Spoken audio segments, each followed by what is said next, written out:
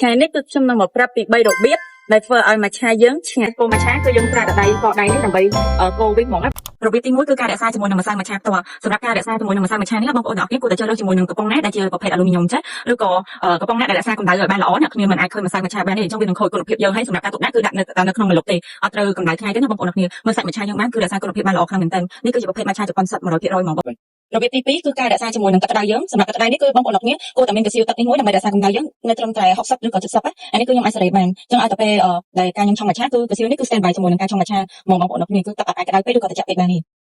របៀបទី3គឺការឆុងមច្ឆាតិចនៅក្នុងការឆុងមច្ឆាគឺយើងត្រូវឆុងឲ្យបានត្រឹមត្រូវទើបធ្វើឲ្យមច្ឆាយើងមានរសជាតិឆ្ងាញ់អ្នកគ្នាអញ្ចឹងសម្រាប់ការរែងគឺយើងត្រូវតែមានកាត្រងនេះមួយដើម្បីរែងមច្ឆាអញ្ចឹងសម្រាប់ការរែងមច្ឆាបងប្អូនអ្នកគ្នាត្រូវរែងម៉ាត់នេះគឺអត់មានធ្វើចាស់ណាអ្នកគ្នាធ្វើឲ្យមច្ឆាយើងអត់ទៅបានរែងល្អទេគឺធ្វើចឹងទៅអ្នកគ្នាចិត្តចំណាយពេលបន្តិចតែបានមច្ឆាឆ្ងាញ់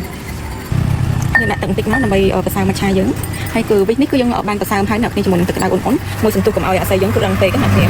អ្នកគ្នាមច្ឆាយើងគឺខាប់ល្អមកអត់បានអង្គរទេប៉ុន្តែគឺចូលគ្នាមកសម្រាប់ទឹកវិញគឺខ្ញុំប្រើត្រឹមតែ35ទៅ40 ml ទេគោមច្ឆាគឺយើងប្រើតែដៃកដៃនេះដើម្បីកូរវិញហ្មងណាបងសម្រាប់ការកាន់អាស័យមច្ឆាអ្នកគ្នាអាចមើលបានគឺយើងប្រើត្រឹមតែម្រាម4ទេអញ្ចឹងអាចរលេសអានេះមួយហើយពេលដែលយើងវាយយកតែកដៃដើម្បីវាយទៅអ្នកគ្នា